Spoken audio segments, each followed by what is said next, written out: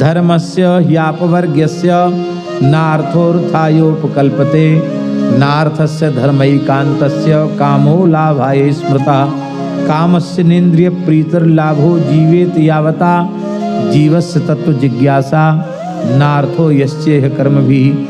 धर्म का फल अपवर्ग है। अपवर्ग माने संस्कृति के चक्र से छूटकर मोक्ष प्राप्त कर लेना, भगवान की नित्य सन्निधि प्राप्त कर लेना, यही धर्म का फल है। अर्थ प्राप्ति उसका प्रयोजन नहीं है। तो अर्थ किस लिए है? बोले अर्थ केवल धर्म के लिए है। नार्थस्य धर्मैकान्तस्य कामो लाभाय स्मृता। तब काम का स्वरूप क्या है? बोले इंद्रियों को तृप्त करना ये काम का स्वरूप नहीं है, ये स्वरूप है केवल जीवन निर्वाह।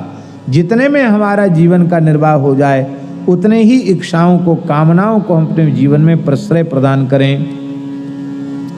और इस प्रकार से जीवित रहने का फल क्या है? कहते जीवस्य तत्व जिज्ञासा नार्थो यश्चेह कर्म भी। जीवित रहने का फल है तत्व की जिज्ञासा।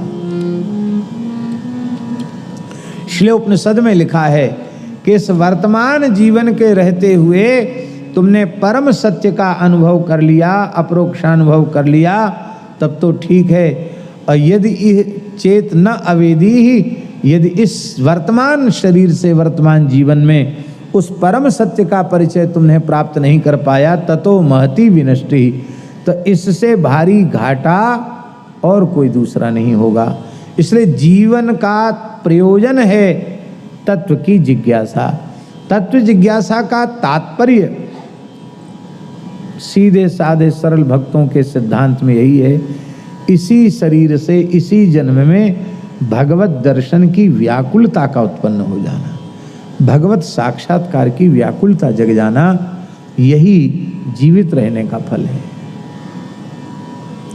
अशुद्ध अंतःकरण में भगवत दर्शन की व्याकुलता उत्पन्न नहीं होती है। शुद्ध अंतःकरण वर्णाश्रम धर्म के पालन से होता है, आहार विहार की शुद्धि से होता है, निरंतर भगवान के नाम के जप से होता है, भगवान के मंगलमय चरित्रों के श्रवण से होता है। इस प्रकार से सावधानी पूर्वक जब जीवन व्यतीत करेगा तो जरूर उसके जीवन में भगवत दर्शन की व्याकुलता उत्पन्न हो जाएगी।